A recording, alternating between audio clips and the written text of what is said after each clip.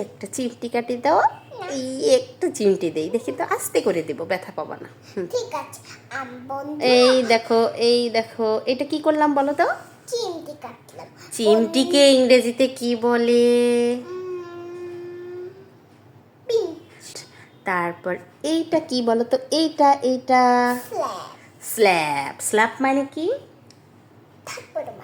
Good. তারপর বলো তো, এই যে এটা কি? এটা পাঞ্চ। এটাকে বাংলায় কি বলে? ঘুষি। ঘুষি। তারপর বলো তো, এই যে তোমাকে আমি এইভাবে কি করলাম, এটা বলো তো? পুশ। গুড। পুশ মানে? গুড। এবার তোমার হাতটা দাও তো আমার কাছে, আমি এইভাবে এটাকে কি বলে বলো? পুল। পুল মানে? কাছে টেনে আনা। গুড।